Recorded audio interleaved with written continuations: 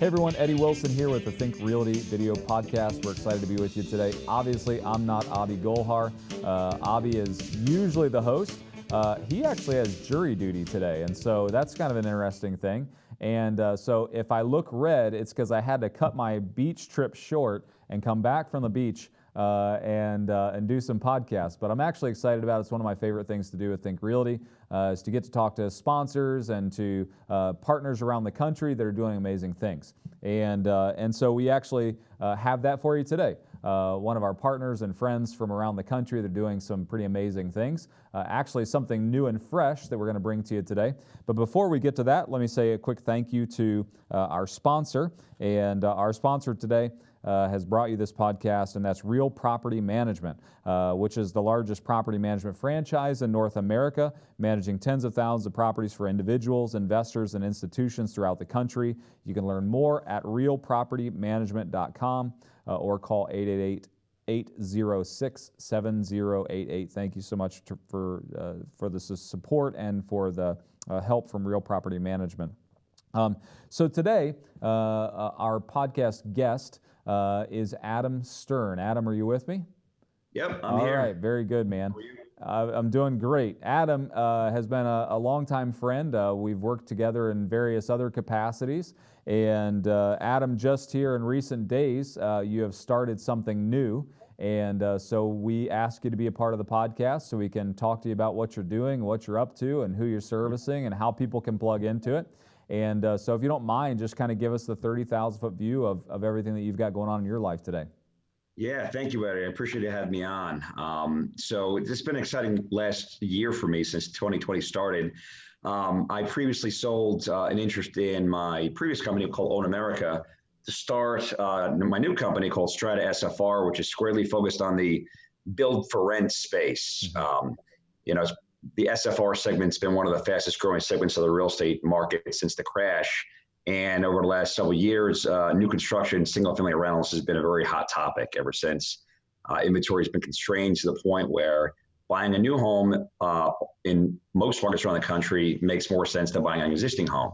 So Strata SFR kind of figured a niche of working with regional home builders to figure out what inventory in their pipeline would make the most sense for single family rentals, and then exposing their inventory to a class of private equity and institutional buyers that really want to buy in and gain more exposure to the single family rental asset class through build for rent opportunities. That's awesome.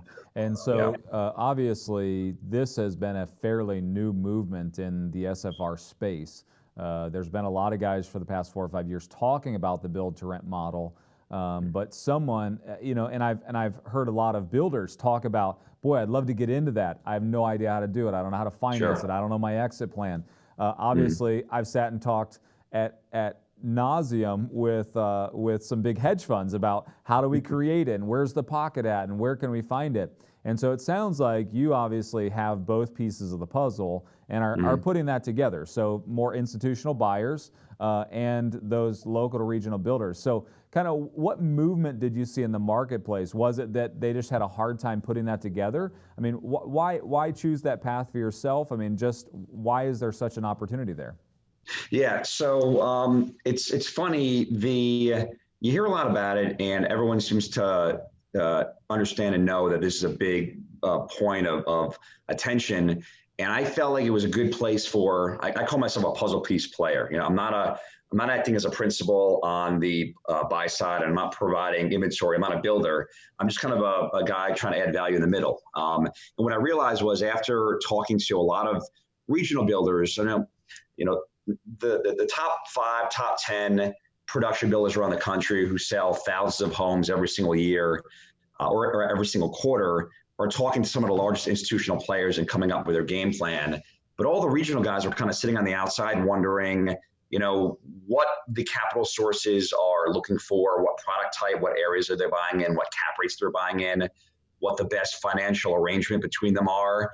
And the way I looked at Strata SFR was creating access and creating understanding for both sides. So, letting the capital sources know what the builders are thinking, what kind of inventory they have in their land pipeline, what kind of price points that they're planning on building in terms of product type, and then, taking that information from the capital sources and providing really useful intelligence to the builders so that they know exactly what the other side is thinking of.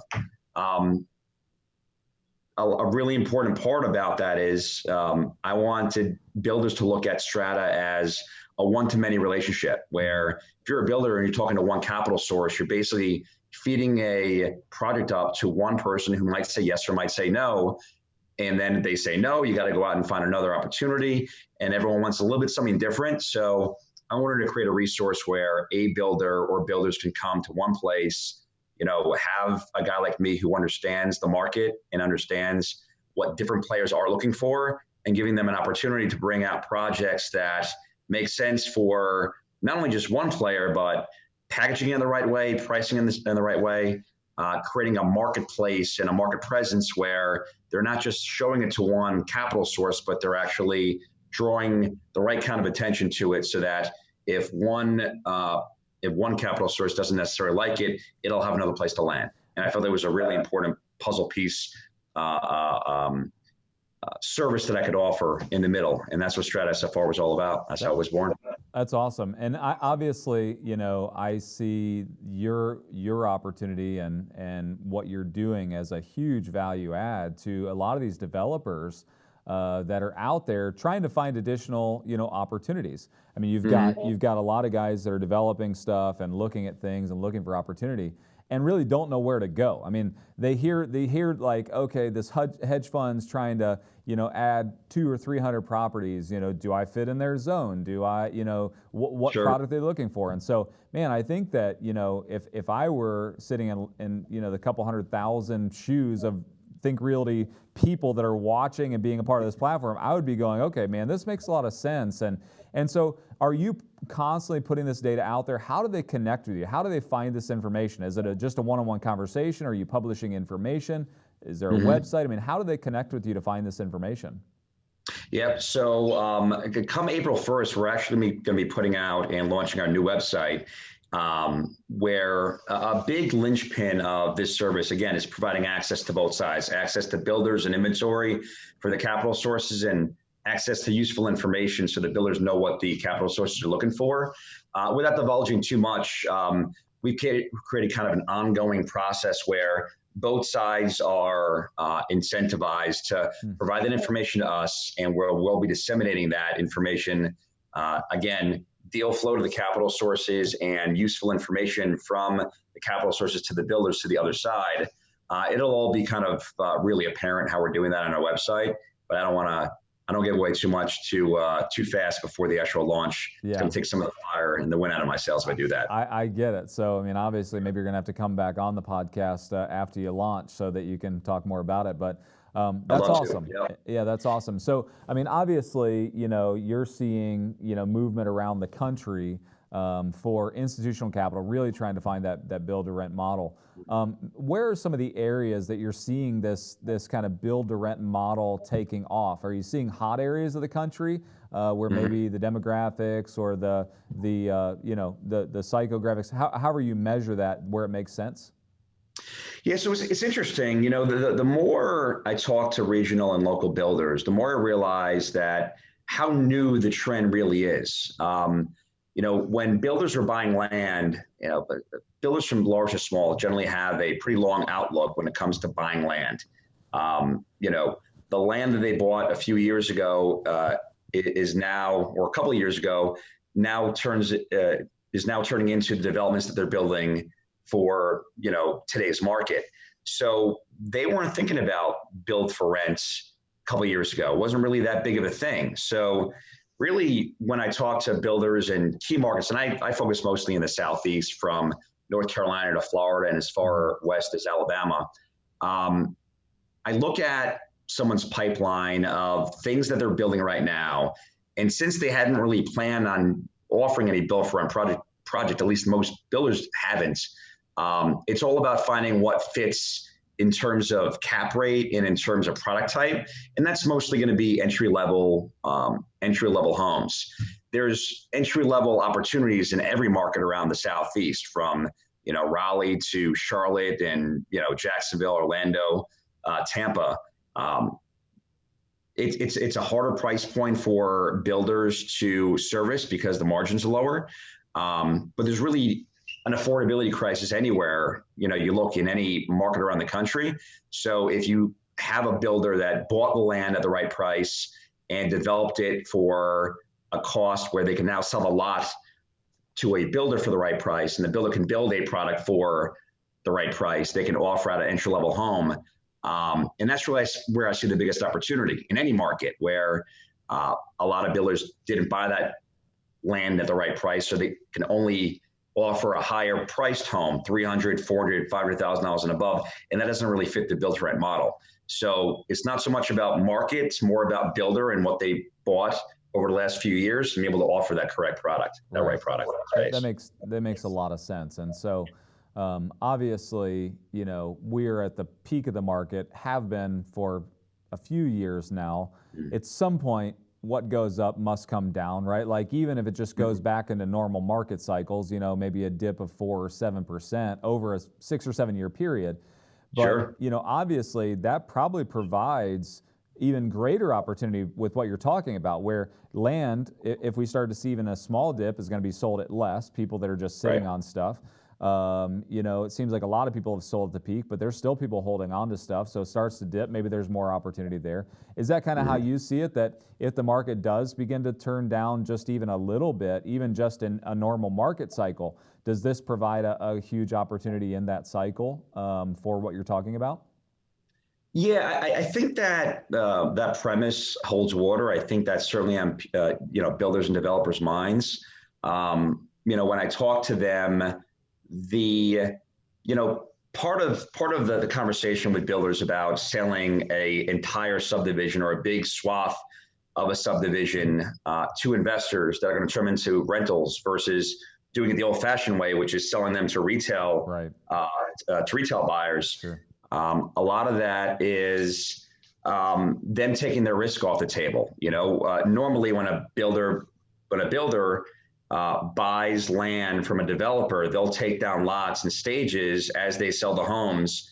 So there's a staged kind of disposition strategy, which can take anywhere between 8 months and 18 months for them to recoup their money. And all that time they're spending their own money and they're borrowing money to build their houses. So when you think about the idea that you can sell your entire subdivision or a big swath of your subdivision in one shot, what that means is you're essentially speeding up that process where you might have to sell less per unit, maybe, but you also get your money back in half or less the time, which is attractive because, again, we're in a part of the market cycle where no one really knows how much longer this great time is going to last, or if something's going to happen that's going to cause a short-term, heartache for these builders. Sure. I mean, look what's happening right now with the coronavirus. Right. I mean, I talked to builders yesterday that gets a lot of fixtures and a lot of the things that go into a house from overseas. And a lot of that production is being interrupted right now because they're not producing as much. Their trade is being affected. That means pricing for those products are being affected, which means the timeline to get those products are affecting his timeline and costing him more money. Yeah, that's all. Everything has a cascade effect to it, doesn't it? Yeah, it does. It does. Yeah. So there's that. That's a big driver. But of course, what you said is another big driver, which is no one really knows how much longer this real estate market will last. So the idea of creating this other channel of buyers where you have the retail market over here, and then you have a market of ready, willing, and able buyers over here. And this one's more attractive, even though the profit margins might not be as robust, but certainly the attractiveness of getting that money back in a quicker time frame. Yeah, I mean, it's the difference between waiting out for the big, payout or doing something in volume that could pay the same amount, if not more. It's just more volume, right? It's just more volume play. And the exciting thing about build for rent right now is the product type that people are coming out with, again, a lot of times weren't contemplated for rentals. Mm-hmm. So, as we cycle through this and get further on in this cycle, imagine when someone sells or a builder sells a development that wasn't developed for build to rent, but they sell to a build for rent, company. Now they're taking that money and thinking, well, now we're going to look for land that is specifically for build for rent. And then we're going to build a product type that is specifically for build for rent. so that the financial metrics will actually probably get better for them moving forward, because the product they're building is actually more geared toward what they intended to be. It's buying it with intent versus retrofitting a development that they had intended for different use. That's awesome, Adam. I mean, like I love the concept, love what you're doing. Thank you so much for joining us today. Why don't you just tell people how to connect with you? And I mean, I'm sure there's gonna be a lot of people interested in what you're doing and trying to figure out if what they're doing fits into what you're doing. So how do they contact you? How do they reach out to you? Yep. So if you're a builder or developer, you want to find out more about, how to get into the SFR built for rent market, just go to stratasfr.com. Same thing if you are a capital source looking to gain more exposure to the SFR market, just go to stratasfr.com. A lot of information and a way to get in contact with me there. Awesome. So it sounds like we got to schedule you again after April sometime, and love to hear more about you and just kind of hear, the progress of what you're doing. I can't commend you enough. I mean, I love what you're doing. I think it's fitting a specific niche in our space that I think is underserved. And so thank you so much for what you're doing, and continued success to you. Well, I appreciate it, Eddie. Thanks for having me on today. It was a lot of fun. Thanks, Adam. Well, thank you guys so much for watching the Think Realty Podcast. It's my pleasure to be your host today. I tease about Abhi being gone, but I actually enjoy when he is. And I enjoy, obviously, having the chance to interact with people like Adam and people that are doing some great things in the real estate space. Quick thank you so much to our sponsors. We obviously had Real Property Management at the front end, and then at the back end, we've got Residential Capital Partners, a leading hard money lender that has national scope and a local presence in each market they serve. Their partners and loan affiliates have flipped well over 1,000 properties, and they know your business. Visit them today at residentialcapitalpartners.com. That's residentialcapitalpartners.com. Thank you so much to them. And thank you so much to you for listening today. If you're not a part of our social media platform, make sure you visit us on Instagram at wethinkrealty.com. Or Facebook, search Think Realty, LinkedIn, wherever you are, we are as well. Make sure you connect with us. And if you haven't read the latest version of Think Realty magazine, you can go to Barnes & Noble and pick one up off the shelves. You can order them online, or you can go to thinkrealty.com and get a digital version of the magazine. We'd love for you to read that and give us some feedback on it. Thank you so much for watching today. Let us know how we can serve you better by connecting to us through social, and we'll do our best to keep you updated on the information in the real estate investment space. Have a great day.